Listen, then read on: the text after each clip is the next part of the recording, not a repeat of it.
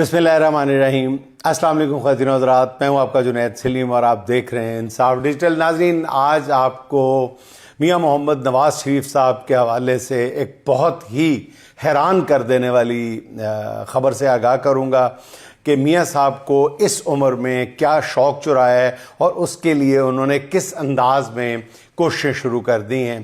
लेकिन नाज़रीन, पहले ज़िक्र हो जाए कैदी का। नाज़रीन, सारी ज़िंदगी एक बेगुनाह शख्स पर इल्ज़ाम लगाते रहे लोग कि जी वो प्ले बॉय है और नशा करता है, वो यहूदी एजेंट है, उसके साथ अफेयर है, उसके साथ स्कैंडल है। कौन सा बोतान और इल्ज़ाम नहीं लगा। जब से उसने सियासत में कदम रखा, मुखालिफिन ने अपने फेफड़ों का सारा जोर लगा दिया कि उसका इखलाकी कदरों से कोई लेना देना नहीं है। मगर नाज़रीन, इज़्ज़त ज़िल्लत अल्लाह ने अपने हाथ में रखी है। वही खुदा जिसने उसे जेल में इस्तिकामत अता की, उसने उसे एक एक इल्ज़ाम से बरी किया। पनामा लीक्स आई, उसका नाम तक नहीं आया। दुबई लीक्स में कई शुरफा के नाम आए, मगर उसका दूर दूर तक कोई जिक्र नहीं था। विकी लीक्स ने कई जुब्बा और दस्तार वालों को नंगा करके रख दिया, मगर उसका नाम भी उसमें नहीं था। आज दुनिया भर में जेफरी एप्स्टीन का पिंडोरा बॉक्स खुला है, तो बड़े लोग बगलें बजा रहे थे कि इसमें तो इमरान खान का नाम ज़रूर होगा। पता चला कि किस आलमी रहनुमाओं ने किसके साथ शब बसरी की, फ़लाँ ने फ़लाँ के साथ शाम रंगीन की, किस मुल्क के रहनुमा ने वक्ती लज्जत के लिए अपने कौन कौन से कौमी राज तक बेच दिए। सिर्फ एक इमरान खान है जिसके बारे में जेफरी एप्स्टीन लीक्स में कोई खुफिया दस्तावेज़ नहीं है, बल्कि उसके मुतालिक ये ख़तरा ज़ाहिर किया गया कि अगर इसको ना रोका गया तो ये पूरी दुनिया में अमेरिका, इसराइल और मगरबी तहज़ीब के लिए एक ख़तरा बन जाएगा। एप्स्टीन फाइल्स के मुताबिक इमरान खान के ज़ाहिर पर मत जाएं, ये मगरब के लिए बहुत नुकसानदेह साबित होगा। कहा गया ये खामेनाई, तैयब एर्दोआन और प्यूटन से भी ज़्यादा मगरब के लिए नुकसानदेह साबित होगा, क्योंकि ये मकबूल बहुत है। और इस खुली गवाही के बावजूद बुग़्ज़ में बाज़ चोर जो हैं और कुछ नाम नहाद दानिश्वर जो हैं, वो अब भी उस पर कीचड़ उछाले चले जा रहे हैं और मज़ीद नाली में हाथ मार के कुछ तलाश करने की कोशिश कर रहे हैं, लेकिन उनके हाथ ना कुछ लगा है ना लगने वाला है। अच्छा नाज़रीन, मरे थे जिनके लिए वो रहे वज़ू करते। ये लाइन अमेरिकी सदर डोनाल्ड ट्रंप के बदलते रवैयों को देख के याद आ रही है। जैसे आप देखें नाज़रीन, हमारे हुक्मरानों ने एक ट्रंप को एक महबूब का दर्जा दे रखा है, मगर ये महबूब हमारे कदमों में जा बैठा है। अब अजीब सी बात है ना। मतलब खबर है कि अमेरिका ने भारत के साथ वेनेजुएला का तेल खरीदने का मुआहदा कर लिया है। यानी अमेरिका ने भारत के साथ कट्टी ख़त्म कर दी। सदर ट्रंप जो रोज़ भारत को उसके तैयारे गिराने का ताना देते थे, अब उन्होंने एक बार फिर एक तरह से भारत को गोद ले लिया। भारत अब रूस की बजाय अमेरिका से वेनेजुएला का तेल सस्ते दामों खरीदेगा। यही नहीं, वाशिंगटन में क्रिटिकल मिनरल्स पर भी एक बहुत बड़ी कॉन्फ्रेंस हो रही है, जिसकी सरबराही secretary of states Marco Rubio करेंगे। इस कॉन्फ्रेंस में भारतीय वजीर खारजा जयशंकर को तो मदऊ किया गया, लेकिन पाकिस्तान को दावत नहीं मिली। इसे कहते हैं दाएं दिखाकर बाएं मारना, सजीव खा के खबी मारना। हमारी हुकूमत ट्रंप की मोहब्बत में उसे नोबल इनाम के लिए नामजद करती रही और ट्रंप पाकिस्तान का नाम लेकर अपने महबूब मोदी के साथ छेड़छाड़ करता रहा। बिल आखिर नाज़रीन, सच्ची मोहब्बत भारत को ही मिली है और मोदी ने यूरोप के साथ भी मदर ऑफ ऑल डील्स कर रही है और अमेरिकी महबूब को भी एक तरह से कदमों में डाल लिया है। नाज़रीन, हम यही कहते रहे कि हमारे पास मिनरल्स का ख़जाना है जिसकी मालियत 60 खरब डॉलर से ज़्यादा है, लेकिन अमेरिका लिफ्ट नहीं अमेरिका बहादुर ने कराई, वो मतवज्जो नहीं हुआ। इसे नाज़रीन सफारती तन्हाई नहीं बल्कि सफारती थपेड़ा कहते हैं। अच्छा नाज़रीन, बलूचिस्तान का मामला बहुत हसास और नाजुक मोड़ पर आन पहुँचा है। एक ऐसा मकाम जहाँ हर फैसला कौमी मफाद में तो हो, मगर उसके साथ हुकूमत को चाहिए, बल्कि तमाम फ़रीक़ैन को चाहिए, इवन मीडिया को भी चाहिए, सोशल मीडिया को भी चाहिए कि हिकमत और तदब्बुर का दामन ना छोड़े। ناظرین، جعفر ایکسپریس کے واقعے کے بعد 2 روز قبل جس طرح دہشت گردوں نے قومی املاک پر حملے کیے ہیں، اس کے بعد دہشت گردوں کے حوالے سے حکمت عملی میں کچھ میرا خیال ہے کہ تبدیلی کرنا پڑے تو ضرور کرنی چاہیے۔ وزیر اعلیٰ سرفراز بگٹی کہتے ہیں کہ جی بلوچستان میں کوئی سیاسی مسئلہ نہیں ہے، اس معاملے کا فوجی حل ہی ڈھونڈنا پڑے گا۔ دہشت گردوں کو 2 یا 3% سے زیادہ عوام کی حمایت حاصل نہیں ہے۔ گزشتہ روز ہونے والے حملوں میں حملہ آوروں کی تعداد 200 سے زیادہ نہیں تھی۔ بلوچستان میں BLA کے دہشت گردوں کی کل تعداد 400 سے 500 ہوگی، 4 سے 5000 ہوگی، یہ ان کا کہنا۔ میرے خیال میں صورتحال پر اثر نو غور کرنے کی ضرورت ہے۔ وزیر اعلیٰ بلوچستان اب بھی اسی موقف پہ کھڑے نظر آ رہے ہیں کہ جی یہ مسئلہ ایک SHO کی مار ہے۔ میرا خیال ہے کہ سب کو اپنی سوچ سے رجوع کرنا چاہیے۔ امریکہ ایران میں آنے کے لیے پر تول رہا ہے، اس میں تو کوئی کسی کو شک کی نہیں ہونا چاہیے۔ کل کو اگر امریکہ نے ایران میں چھیڑ چھاڑ شروع کر دی اور ایرانی بلوچوں کی مدد شروع کر دی تو ہمارے بلوچستان کا جو مسئلہ ہے وہ خدا نخواستہ مزید سنگین ہو سکتا ہے۔ خدا نخواستہ پاکستانی بلوچوں نے بھی ایرانی بلوچوں کے ساتھ مل کے ساز باز کر لی تو یہ مسئلہ پھر مزید پریشان کن ہو سکتا ہے، بلکہ تشویشناک حد تک خطرناک ہو سکتا ہے۔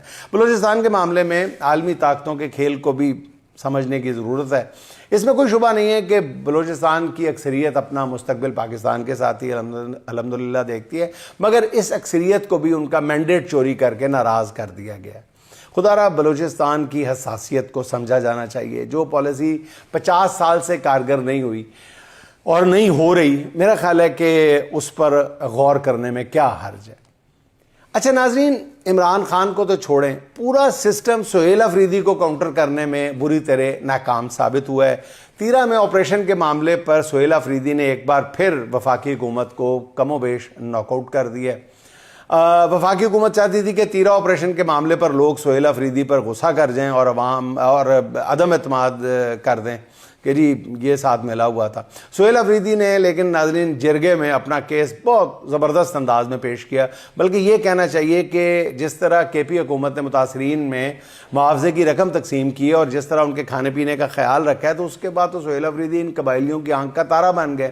گزشتہ روز جمرود فٹ بال اسٹیڈیم میں ہونے والے جرگے نے جس طرح سہیل افریدی پر اعتماد کا اظہار کیا، اس نے obviously وزیر اعلیٰ کے اعتماد میں مزید اضافہ کیا ہے۔ اس موقع کو سہیل افریدی نے ایک مجے ہوئے سیاستدان کی طرح اپنے حق میں استعمال کر لیا۔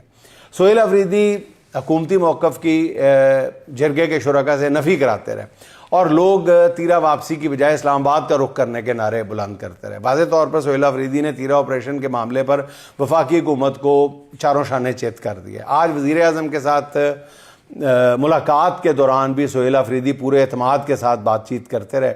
ایک زیرک سیاستدان کی طرح سہیل افریدی نے اس موقع پہ وزیر اعظم سے کوئی سیاسی مدد کی بات نہیں کی، کوئی سیاسی مدد نہیں مانگی، یہ بھی نہیں کہا کہ جی ان کی اپنے لیڈر سے جیل میں ملاقات کا بندوبست کیا جائے، کیونکہ وہ جانتے تھے کہ اس معاملے میں وزیر اعظم کی کوئی یقین دہانی وقتی دلاسے کے سوا کچھ بھی نہیں ہے۔ اور وہ تو پہلے بھی جب انہوں نے بات کی تھی تو میاں صاحب کا ایک ہی جواب تھا کہ جی میں بات کر کے بتاؤں گا۔ البتہ سہیل افریدی نے اپنے صوبے کا جو مقدمہ ہے وہ ٹیکنیکل انداز میں بہت ہی مؤثر انداز میں پیش کیا۔ اچھا ناظرین، اب ذکر ہو جائے جس خبر کا میں ذکر کر رہا تھا۔ خبر بڑی عجیب و غریب ہے، کئی حوالوں سے ناقابل یقین بھی ہے، لیکن ناظرین میرا سورس اتنا اسٹرانگ ہے کہ یقین کیے بغیر گزارا نہیں ہے، اور اس خبر کے ایک ایک لفظ پہ میں قائم بھی ہوں، یعنی میں کہتے ہیں کہ اس خبر پہ پیرا بھی دے رہا ہوں۔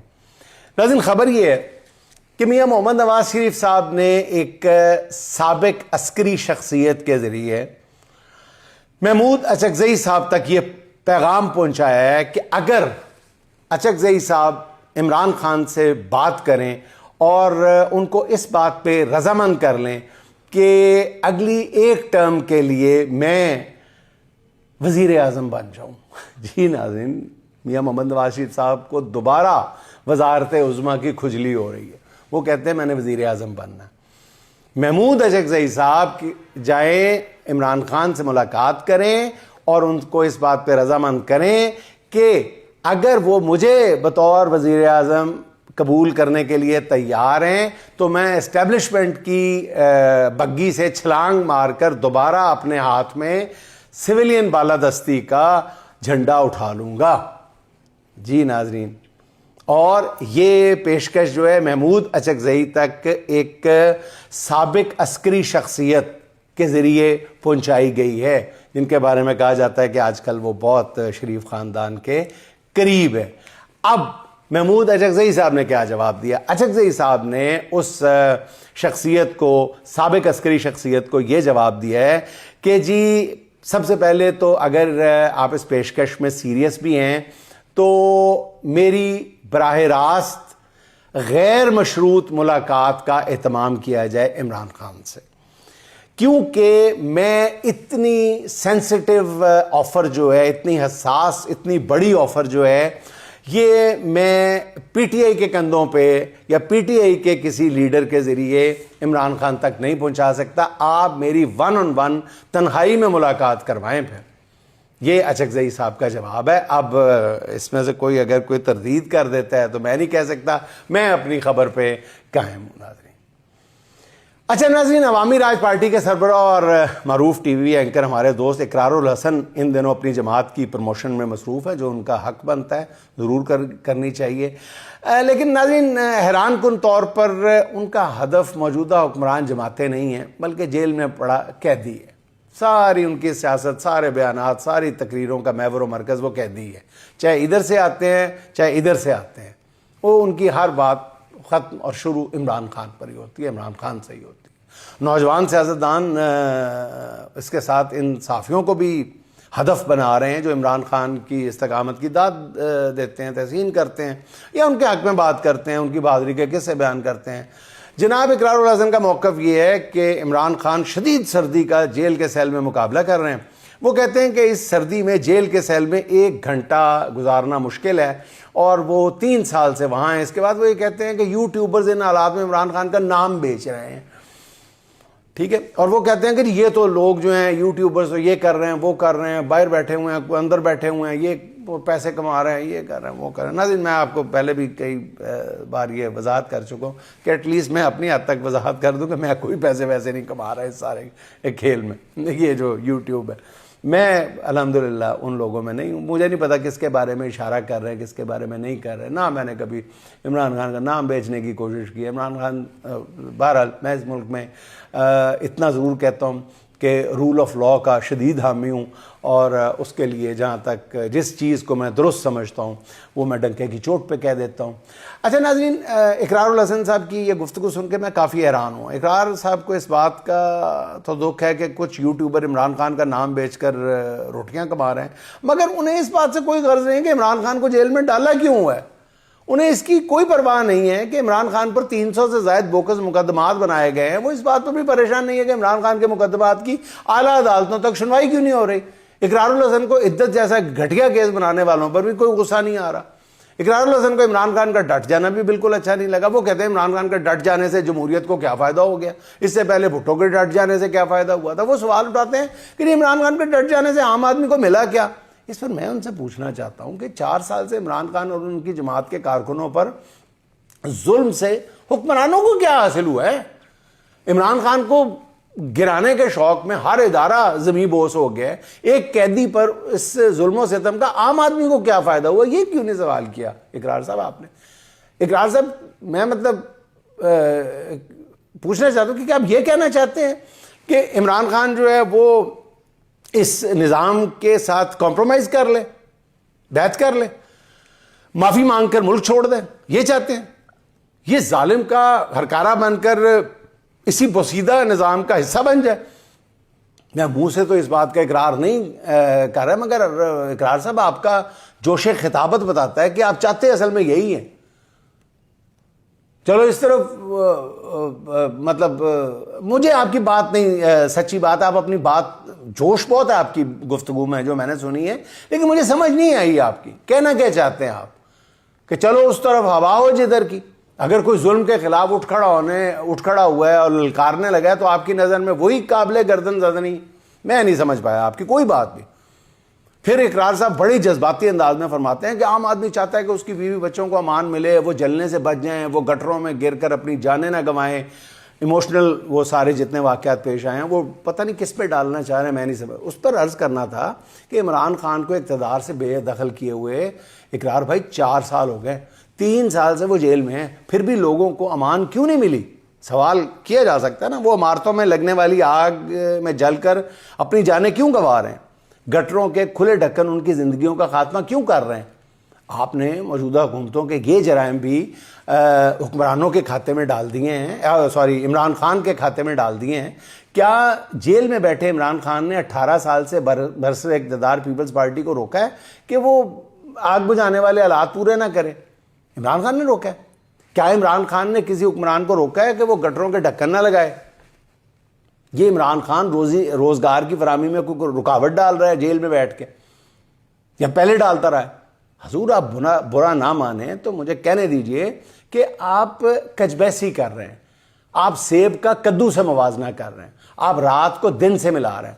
آپ سیاست میں نئے آئے ہیں، اچھا ہوتا آپ سچ کو ہتھیار بنا کر جنریشن زی کو اپنی جانب متوجہ کرتے، مگر آپ تو لفظوں کے ہیر پھیر سے وہی ایک پرانا وتیرہ ہے جس سے نئی نسل پہلے ہی تنگ آ چکی ہے. تو پھر نئی نسل کو آپ کیسے اٹریکٹ کریں گے؟ میں تو سمجھ جیسے قاصر ہوں. ناظرین چلتے چلتے اسد عباس اسد کے 2-4 اشعار. وہ تیر بدلے گا اپنی کمان بدلے گا، وہ تیر بدلے گا اپنی کمان بدلے گا، مگر وہ ہاتھ کا کیسے نشان بدلے گا، مگر وہ ہاتھ کا کیسے نشان بدلے گا. ابھی تو تجھ سے ہیں اس کی محبتیں منسوب، ڈھلے گا وقت تو اپنا بیان بدلے گا. جہاں پہ تو ہے ہزاروں تھے تجھ سے پہلے بھی، جہاں پہ تو ہے ہزاروں تھے تجھ سے پہلے بھی. یہ کھیل وقت کا ہے میری جان بدلے گا. اڑا کے لے گئیں ان کو ہوائیں ظلمت کی، اڑا کے لے گئیں ان کو ہوائیں ظلمت کی. جو منتظر تھے انہیں کوئی آن بدلے گا. شعور بانٹتا پھرتا ہے کون لوگوں میں، کوئی تو ہے جو زمانے کی شان بدلے گا. میں سوچتا تھا کہ نکلے گا کب غلامی سے، میں سوچتا تھا کہ نکلے گا کب غلامی سے، میں سوچتا تھا کہ کب نوجوان بدلے گا. ہوائیں اس کے مخالف ضرور ہیں لیکن، ہوائیں اس کے مخالف ضرور ہیں لیکن، اسد وہ اپنے پروں سے اڑان بدلے گا، اسد وہ اپنے پروں سے اڑان بدلے گا. ناظرین خوش رہیں، خوش رکھیں. آپ سے ملاقات ہوگی انشاءاللہ اگلے ولاگ میں. اللہ حافظ.